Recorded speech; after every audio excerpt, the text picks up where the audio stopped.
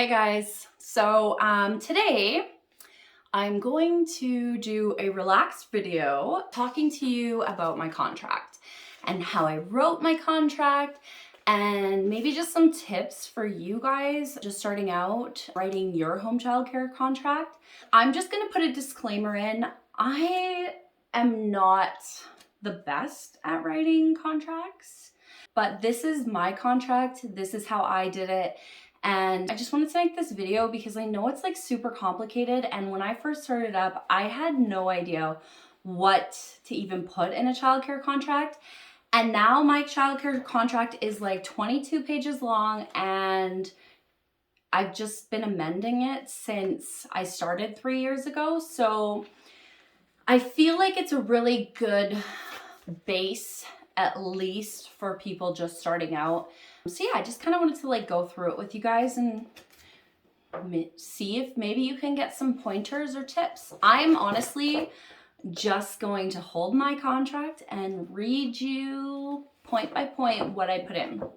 My first page, I just talk about my hours of operation. I make it pretty clear that the hours listed here are the hours that I am available. Like, if you're late past those hours, you're gonna get a fee. So, but it goes into late fees further into the contract. So my day home, we call it a day home here in Alberta, Canada. I know other places call it in-home childcare, a daycare, what have you. You're probably gonna hear me say day home quite a bit in this video. So my day home is open 7:30 till 5. Monday through Friday, and their specific hours are going to be outlined in their contract coming up further. If you have kids from 7 till 5 daily, I would never take a kid from 7 till 5. They are literally spending their entire day with you. Try and take kids only for a maximum of 9 hours, and because I'm open like 10 and a half hours, it's like I just would never take a kid that long. So either they're gonna get dropped off later or they're gonna get picked up earlier. That's just the families that I like to deal with. Everybody is different in how they deal with families. So I just put a blurb in here about having open communication. And I think that's important, just that the parents know that they can call or text you anytime during daycare hours to talk to you. But it also says in here that I might be busy with the kids and I may need to get back to them in a little bit. So I put that in there. I just said communication is important to me. I like to make sure that whatever's happening at home is also happening here in terms of potty training and discipline and what have you not, right? Like, you want the kid to have a structured day. So you want open communication with the parents and talking about sensitive email or sensitive discussions in private, not right in front of the child, like some parents like to do. I never like to say to a parent, your kid was bad here today. I always say, if I have issues with the kid, I'm gonna let them know through text. Next page, I just have an open door policy. That means my door is open. Like, parents are welcome to drop in at any time during the day unannounced. However, I keep my doors locked. Open door policy does not mean that my doors are left unlocked. So I just have them sign that. Now, my enrollment policy is listed here, and that includes I need a signed contract. I need all their enrollment forms filled out. I need emergency contact and health information. I have a child profile that really helps me a lot. My security deposit needs to be paid, and my non-refundable $100 deposit if the kids don't start right away. So they need that. That's just like a signed thing. And I just say on here, just keep me informed of any change in information, phone number, address, marital status kind of thing for the parents. Now, I'll just explain to you guys, this is the next section in my contract, is my security deposit. I would highly suggest to everyone take a security deposit. Now, all I do is I take a 2-week fee for every child coming into my care. And I kind of have a little backstory on this. When I first opened my childcare the first time, this was probably 10 years ago, and I didn't have anything in place. I didn't have a contract, I didn't take a security deposit, nothing like that. I had a guy bring his kids to me for a month, said he would pay me at the end of the month. I really didn't do a whole lot of research. I was 20, newly 20, and yeah, just ignorant. So I didn't do any research on starting out, and yeah, I took this guy's kids for the entire month, and then he ghosted me. So I worked for an entire month, fed his kids, played with his kids, 7 to 5, every single day, Monday to Friday, and then I got paid nothing. So that is why I am going to encourage you to do your research before you open your daycare, childcare. Understand that these situations are going to happen if you do not have a contract in place to stop them. Nowadays, I would never take a child without payment first because of this happening. I have a security deposit now. So I just take 2 weeks fee.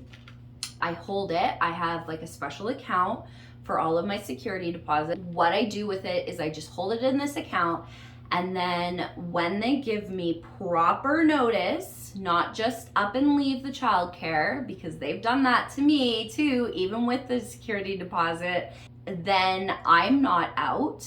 I'm not lost on money. I have 2 weeks to fill that spot. That's paid for. And I have had other parents who were really great about it. They gave me notice on the first of the month that they were going to be leaving that month, and so they would pay me the 2 weeks fee at the beginning, and then I would have the 2 weeks fee for the end. So I've always taken the 2-week fee for the security deposit, and I just think that's a really smart idea. So yeah, it also goes through how to give me my notice. So like I said, they need to give me notice on the first of the month. If they don't give it to me on the first of the month, then their security deposit is null and void. And yes, I have had people in like the last year do this to me. Not only because of COVID, but like right before COVID happened, I had a little girl, her dad just pulled her because he had put her into a preschool and mom was having a baby the next month. Didn't say anything to me, just said, oh, hey, you know what? Today's her last day. I won't be paying you tomorrow on the 1st. And I said, well, okay, just so you know, I have that security deposit and you will not be refunded that money. And so I made him sign a thing saying he was forfeiting his security deposit. And luckily enough, I was able to fill the spot. I was not out money that month. So, you know, it's something to keep your job stable as well. Like, I don't know about you, but having a home daycare, your work is not always guaranteed. Your income could be really unstable. For me, I pay all the bills. Like, this is our family income. My husband has been laid off for almost 2 years because of the falling economy for electricians in Alberta. We've made it work. So this is a great job, but you need to have these practices in place. Okay, so I do give in here just a little explanation of my fees. Basically, I say my fees are non-negotiable. If you don't like them, then leave, basically. It goes over what my fees go into. I say I use my fees for crafts and activities, for food, for any education that I need. Honestly, anything the kids need. Like, if somebody's water cup breaks, I have to go buy a new one, and that's on me, right? And then yeah, just like my bills, like my time, you're paying for my time as well. For me, not everybody needs to put this into their contract, but for me specifically, I'm one of the more expensive day homes in my area. I just like to let parents know why I am more expensive than the guy down the street, basically. So I let them know I've never had a problem keeping my spaces filled. Word of mouth goes a long way, you know? I go over my rates. I'm not going to let you guys know my specific rates, but because they're going to be different anywhere. You know what? Honestly, here in Edmonton, like I'm just outside of Edmonton, our rates here are like 100% different than they are 3 hours away in Calgary. So it really depends on your specific area. The best way to find out what the rates are in your area is honestly just to ask other providers who already have an established childcare program and see what they're charging.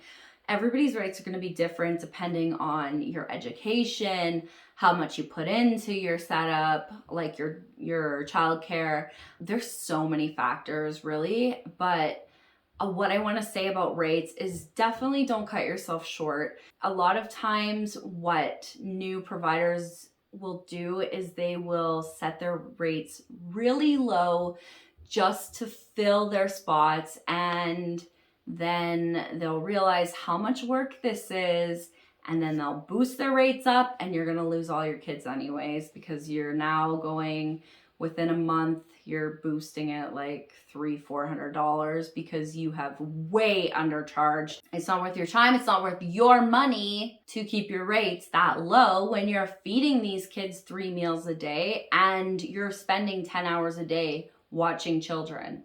You really need to think about that when you're first starting out. Definitely go with a rate that is acceptable for your area and stick with it. I know it's going to take a little while to build a following and to get to a place where you are full. But for me, it was honestly like 6 months. And at that point, I had so much word of mouth going on that I filled up within 6 months. Easy, easy, easy.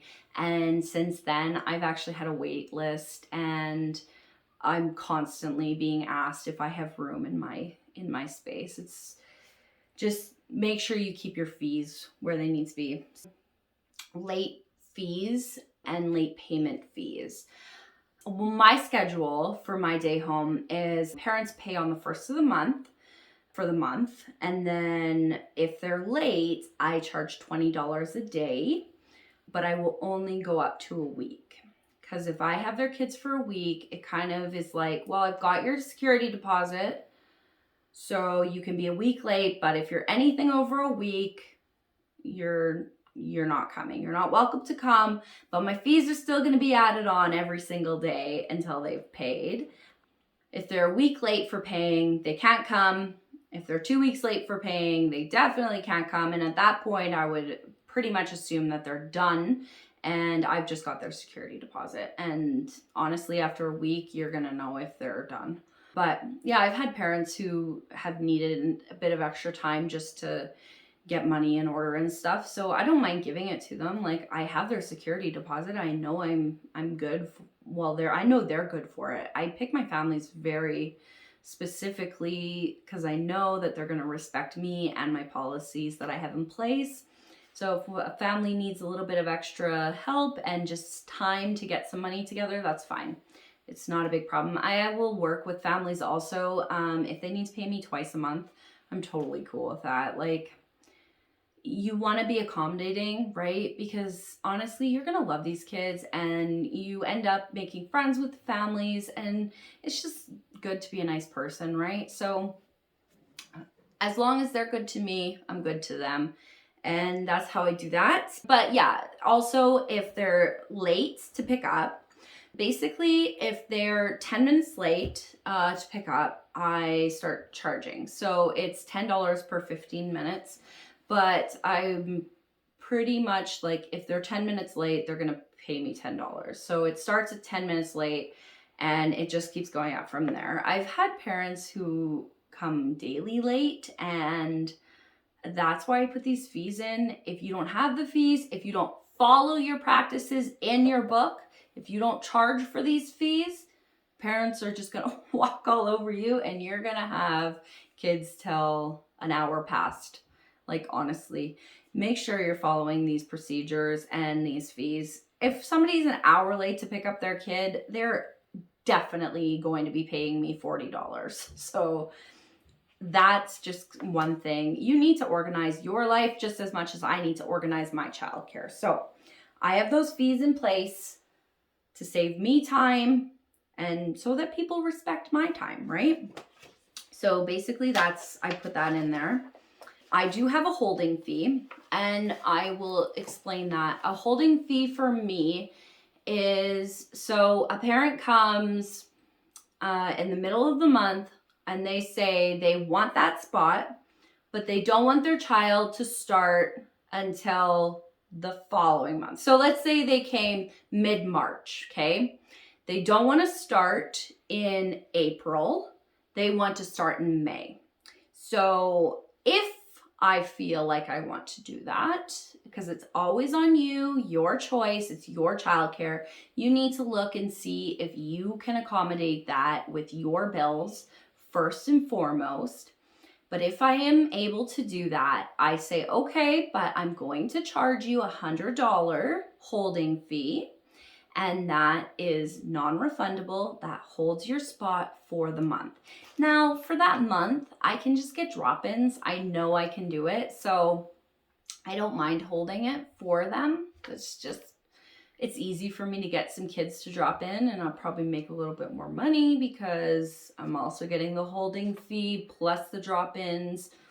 It works out, but that's just what my holding fee is. So then I go to payment procedures, and that's just telling parents how they pay me, my EMT number for my email money transfers. It just tells them like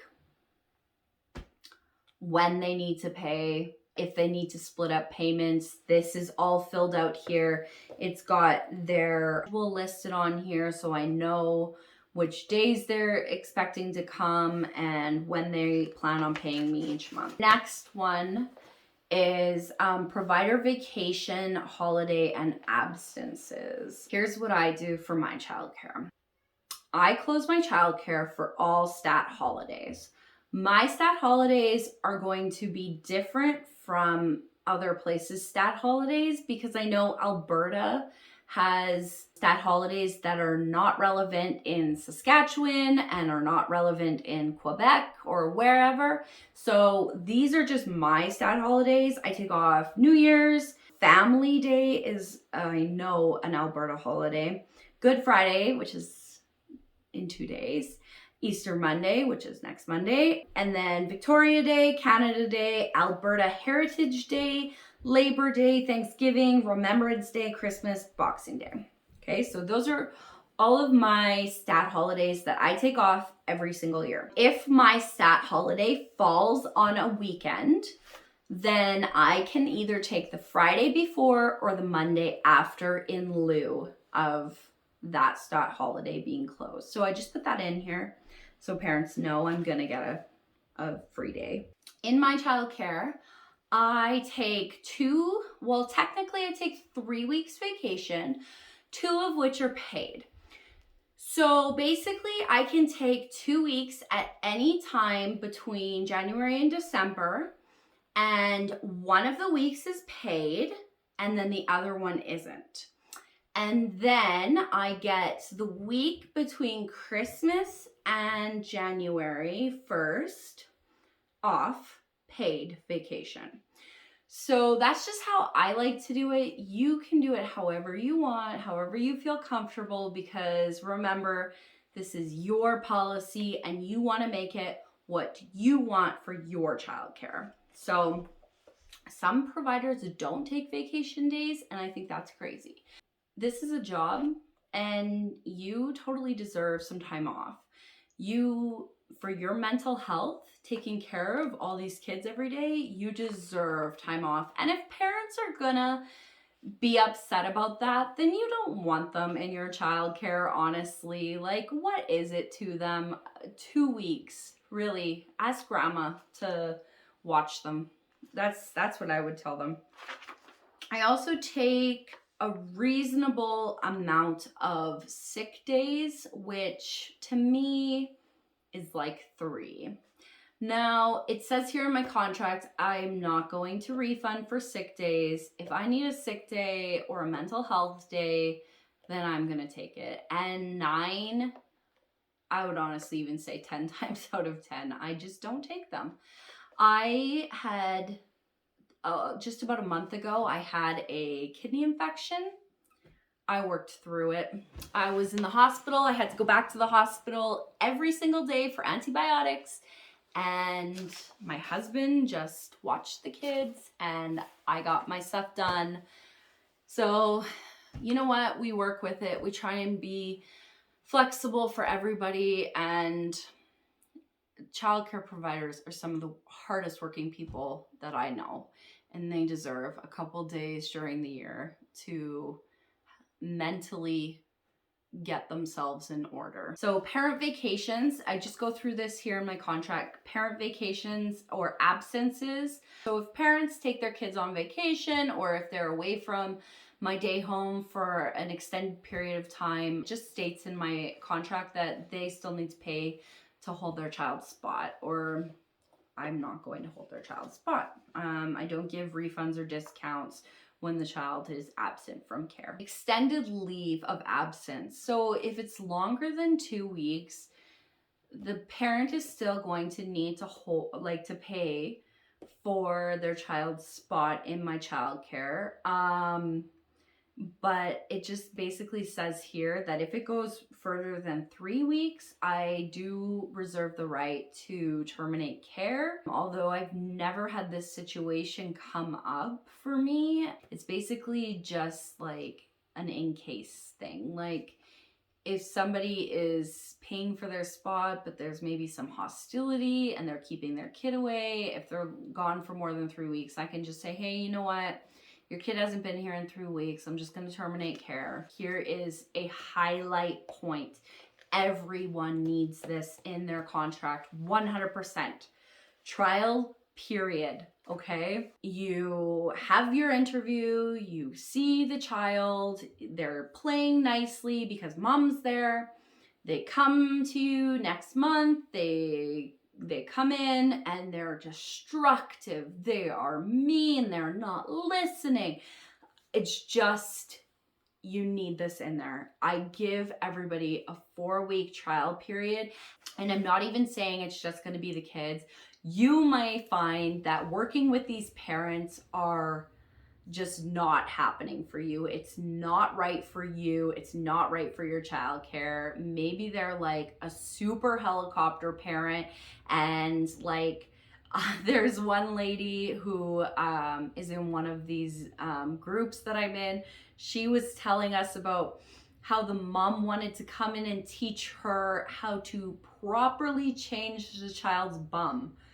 In that situation, I would just say, okay, this is not working out. I'm gonna just use this.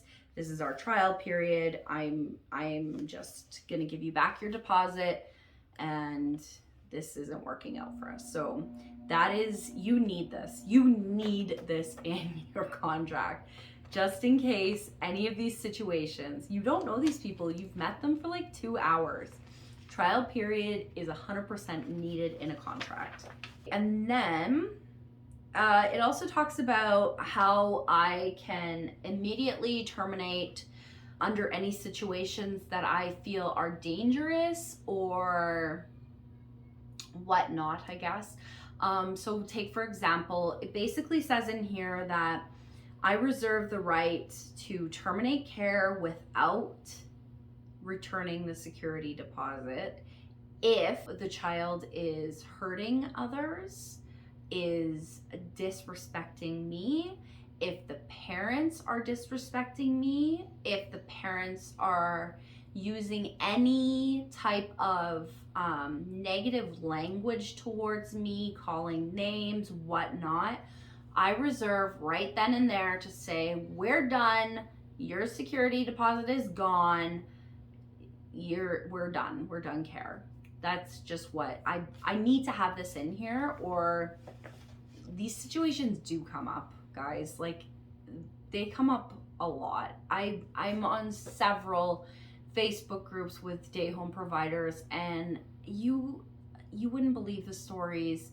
Parents think that they can just walk all over childcare providers because this is our business, right? And let's just face it, people are self-entitled and you don't want those type of people. So this contract is gonna save you.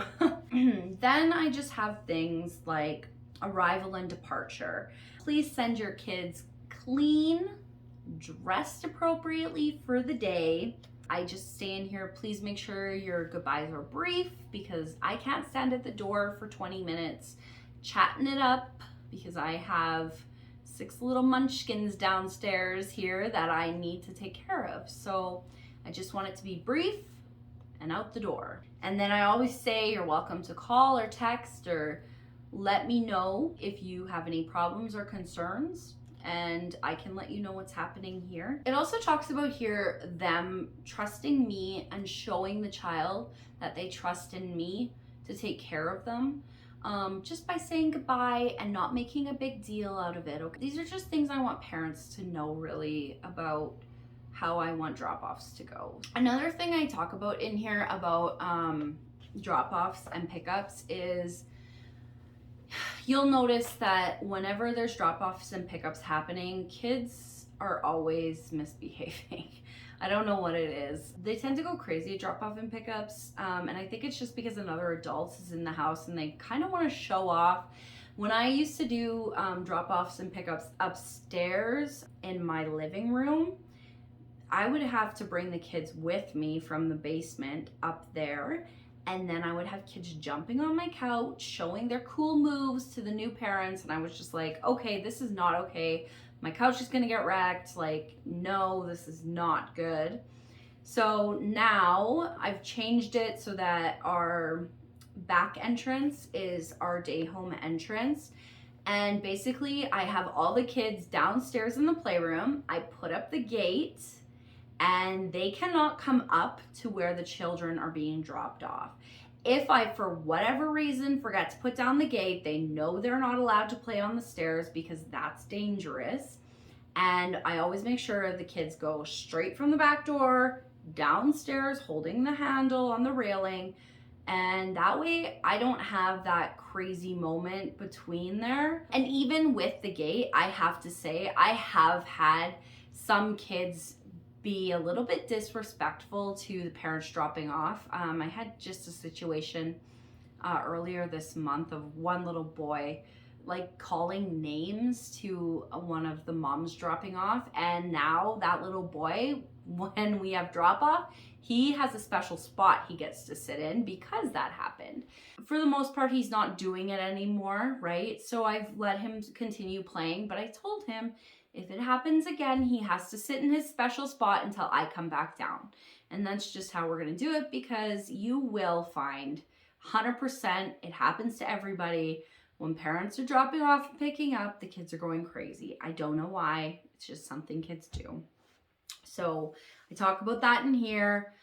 Safety rule is parents are not allowed to have the kids run outside to the backyard without them present. They need to stay in eyesight while the parents are here catching up about the day. Nobody has eyes on them. I don't want any accidents happening at my house. I don't want a child running out onto the road while I'm talking to a parent. That has actually happened before. Long time ago, I was talking to a parent. We were chatting up and talking about the day. Little boy just decided to run out the door. Mom was like, oh, he's just running to the car. No, nope. He ran all the way down the road to the park, and the police were called because there was a little boy there. It was nothing on me. I was out. Mom had been given the child at that point, but these are the reasons I put these things in my contract. I do not want missing children, even when the kids are here. It's not okay for a 3-year-old to be running outside unsupervised. And that's basically what I say here. It's not okay. This is not allowed to happen at my house. These are my rules at my house. When the kids go outside, their parents need to be with them, hand held. And you would think this would be common knowledge, but you know what? Things happen, and for my safety, I need to put that into my contract. So I have that in there because of that. This also talks about who is allowed to pick up the child from my house. Now, I have a list. Parents must tell me who is picking up that day. If it's somebody other than themselves, mom and dad are always fine, but sometimes you have different relationships where maybe mom is not even allowed custody of the kids. I need to be shown court documents and such. If that were to ever happen, that mom is not allowed to pick up anymore. It also talks about if a parent comes and I can smell weed or alcohol on them, that I would not hand over the child at that point. I would say you are unfit to take this child home safely. I would have to call the emergency contact. And if there was a huge stink about that, then I would be calling the police. It states that in here also. Yeah, at that point, I would probably terminate care, just because I wouldn't want to deal with that ever. This also talks about just smoking. I don't want any smoking in my house. Please don't come in my house if you smell like smoke. It's gross. I'm not into it. So that's in here.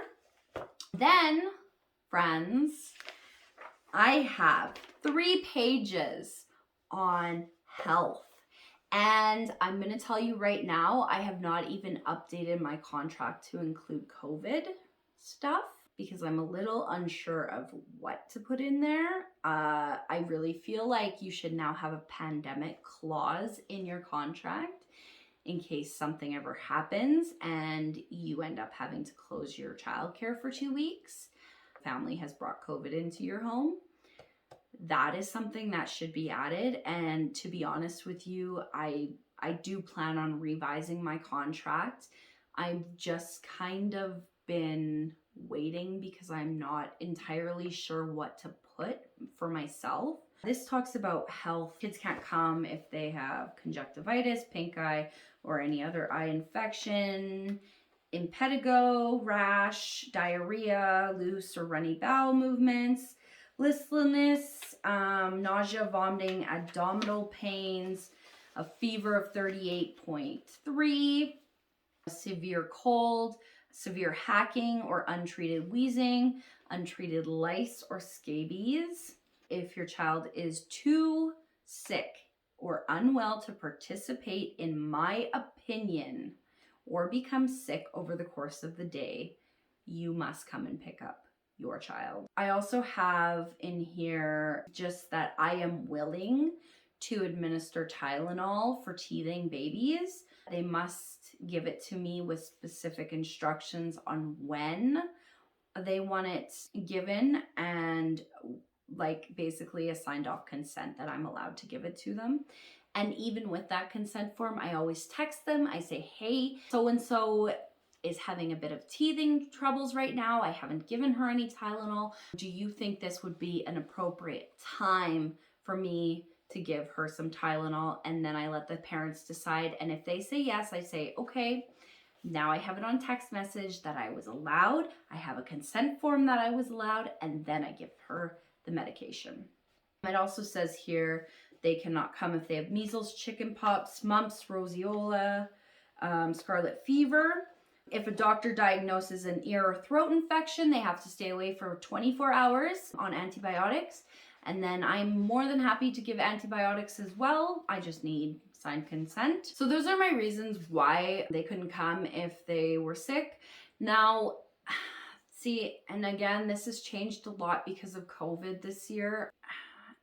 I've given everybody a text message, and I did follow up with when I reopened, I followed up with a pamphlet that I had made out on reasons why they couldn't come if there was COVID. But a lot of things have changed now, and now they can come if they have cough, but they can't come if they have fever. I feel like it's just constantly changing, and I also feel like that's why I haven't really adjusted anything yet, because I know we're a year in at this point, but every month it seems like we're going into phase 2, then we're going in back to phase 1, and I'm just I can't keep up. So really, I just have an open communication with the parents about all of this, and everybody knows my kids have actually been close contact. Harlow was sitting beside somebody on the bus who actually was diagnosed with COVID.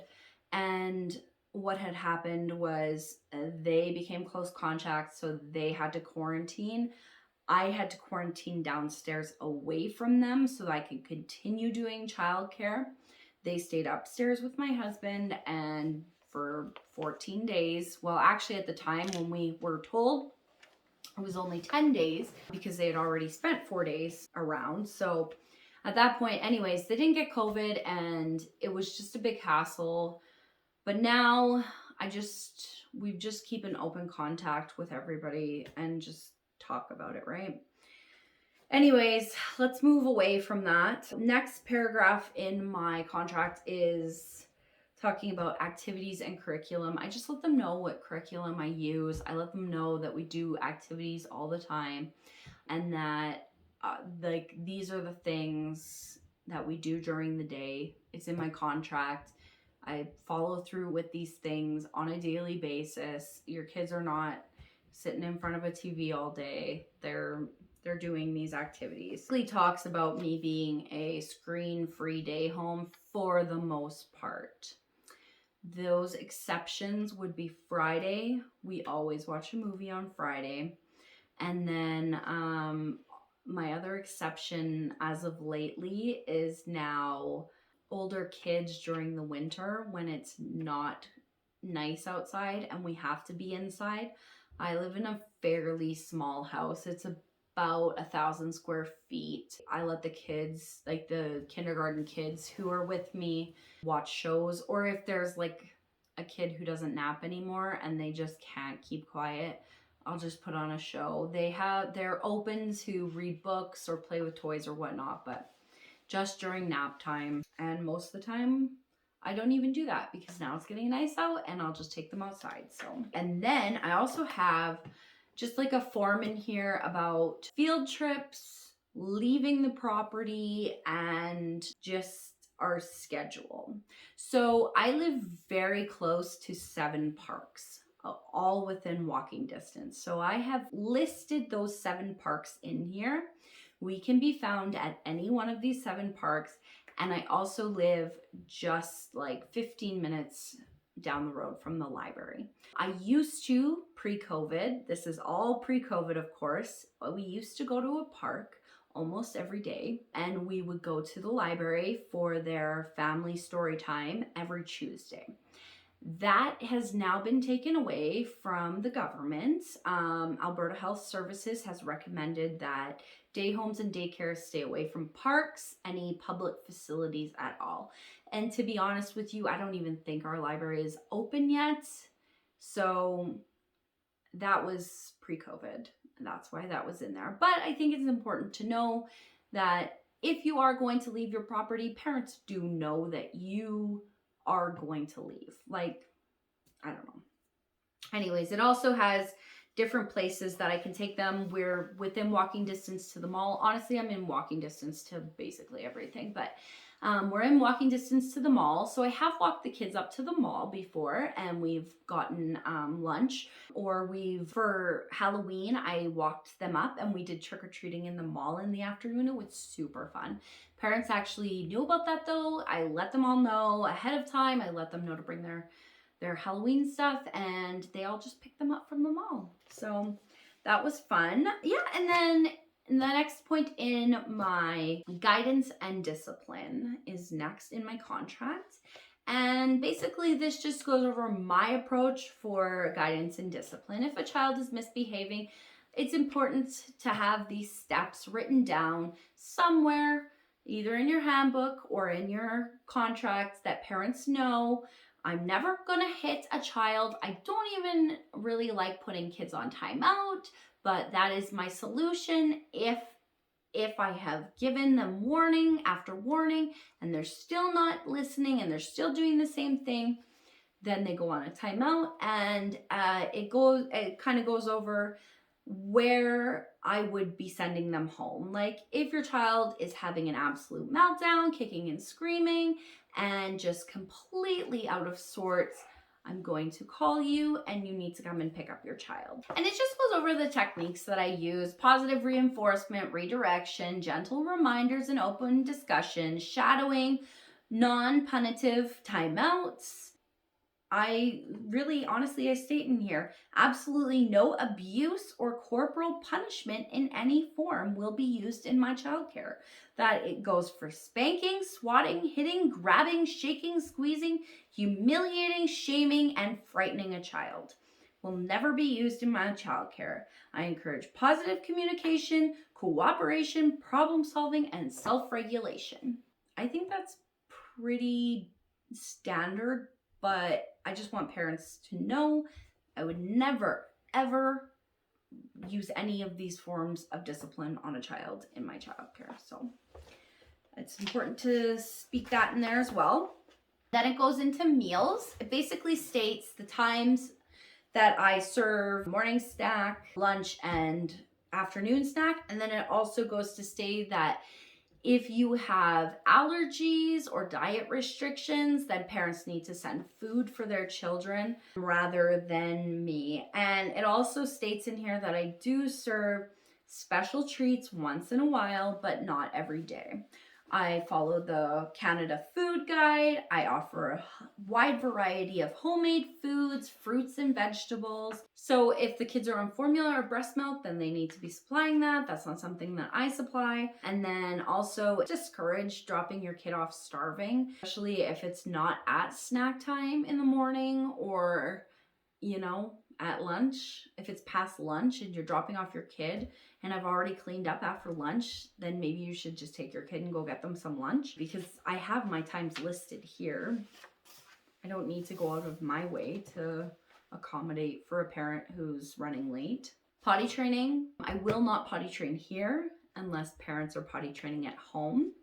And even then, if I find that the child is not ready in daycare to potty train, then I'm not going to stress myself out with putting an 8-month-old on the potty.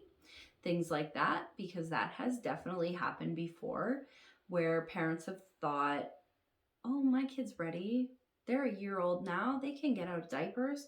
And the child is nowhere near ready. Potty trained many, many children in the 3 years I have been open, and successfully too, a lot of them. And I just find that if they're not potty training at home, they're not going to potty train here.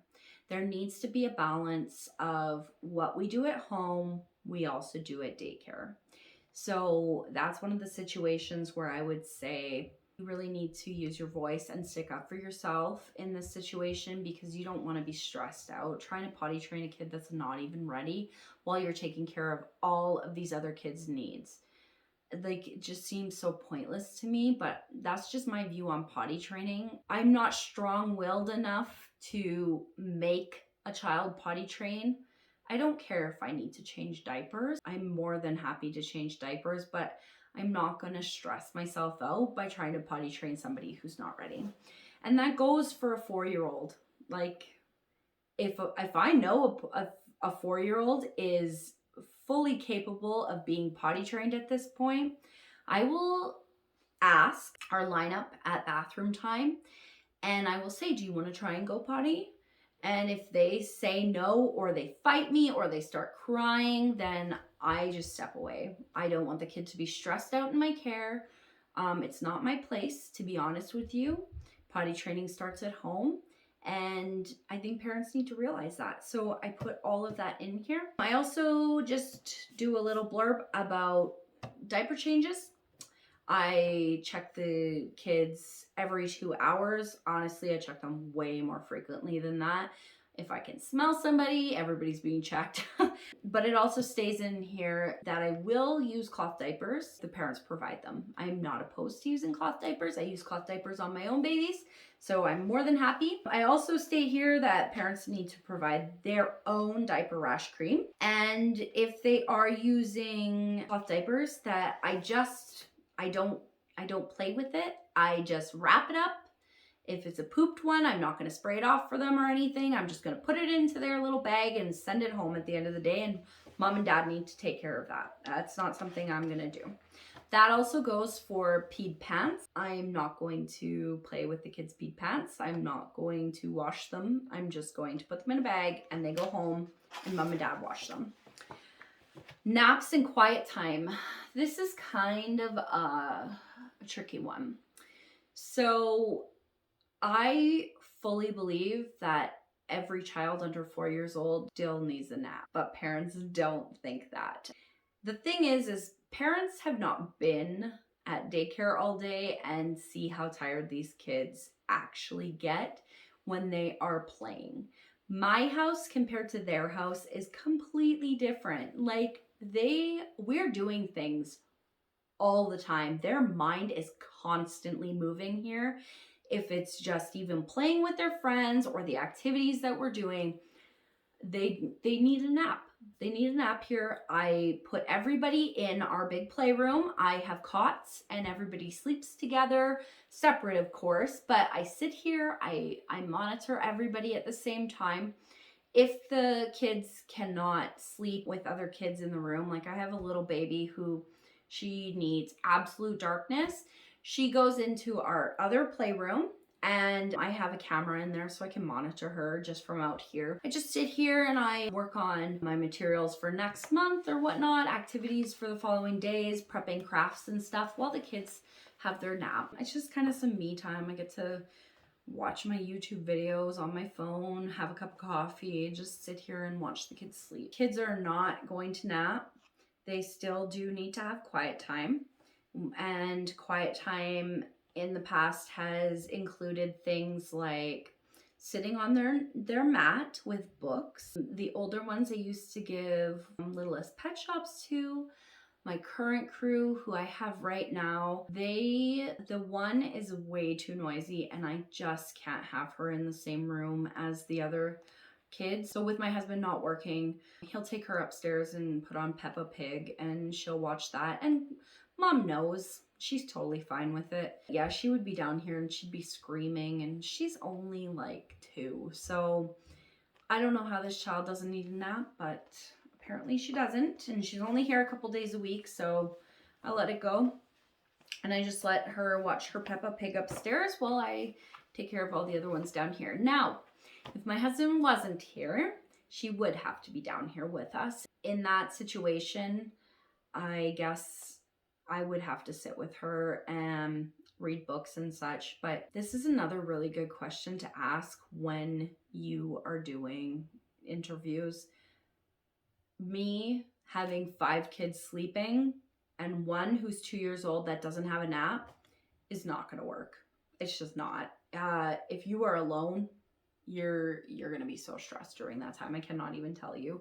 The only reason this works is because my husband is home and there's 2 of us.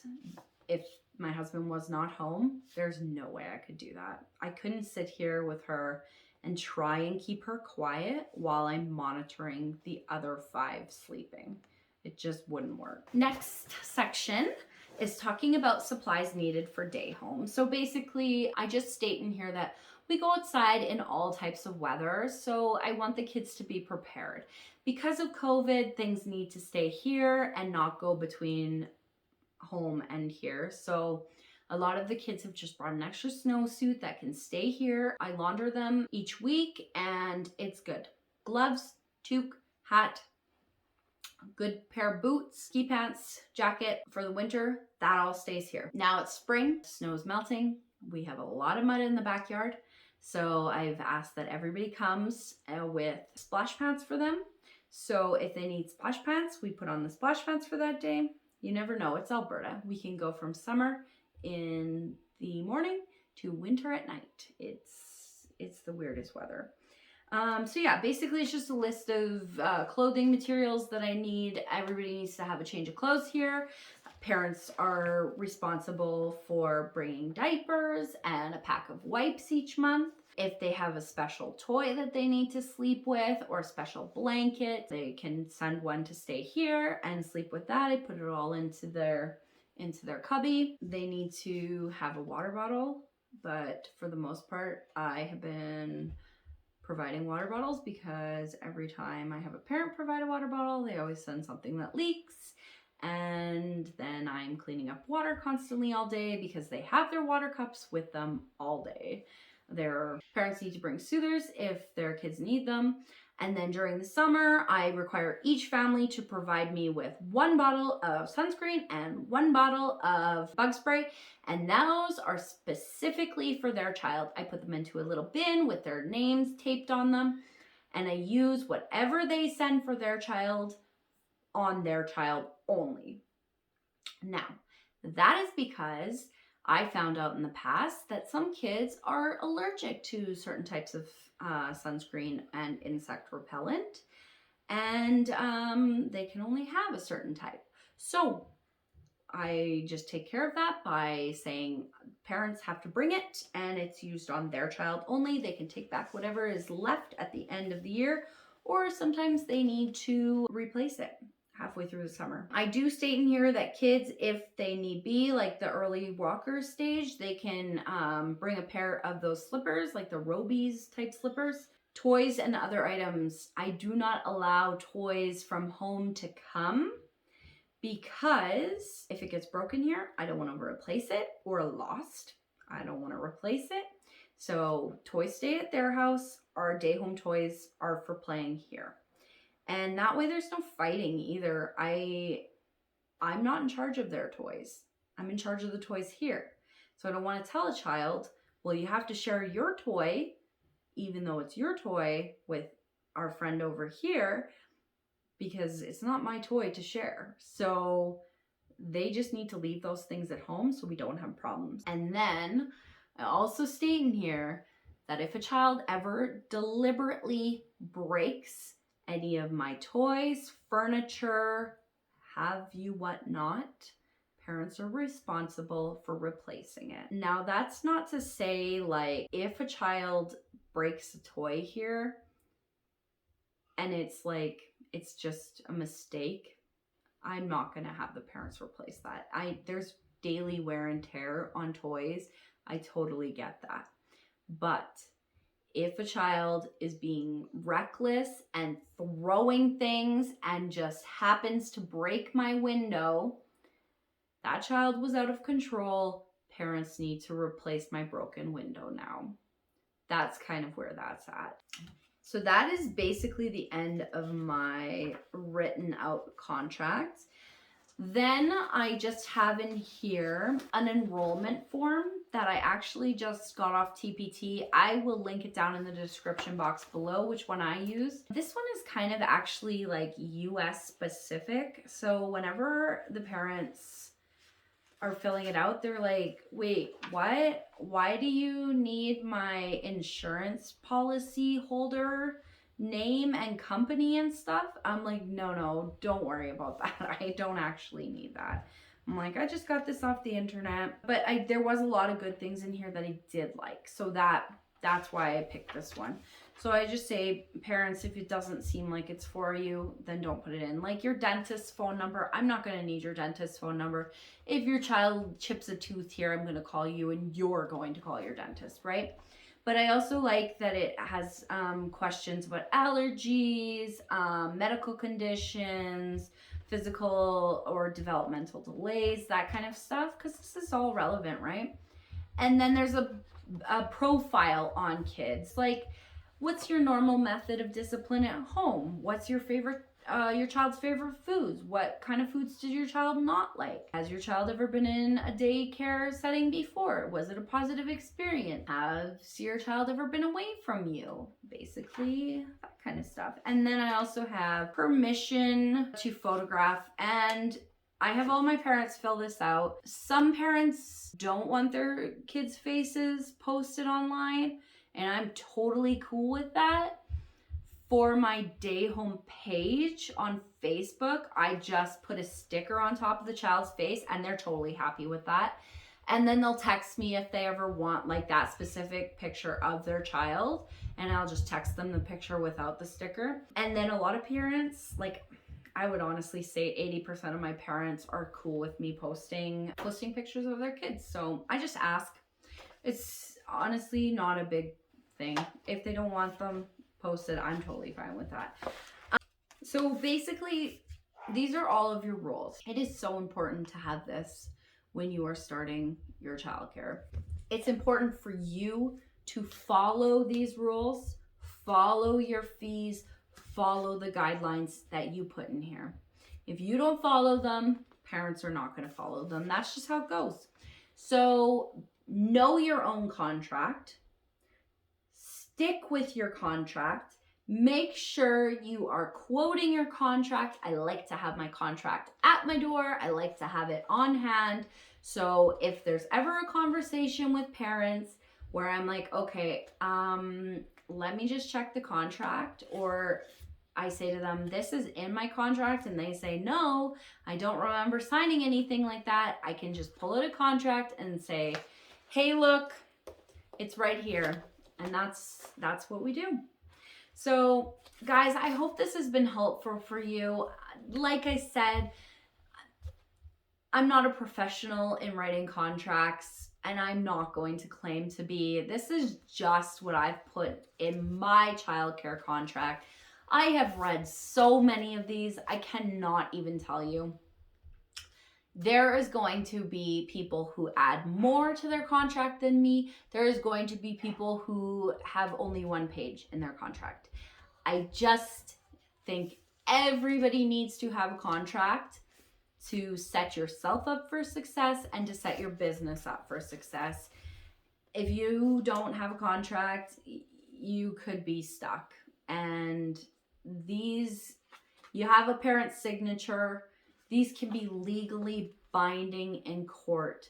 That goes with saying too, if you are having fees not being paid, you can state in here that they can pay the lawyer fees and any fees that go with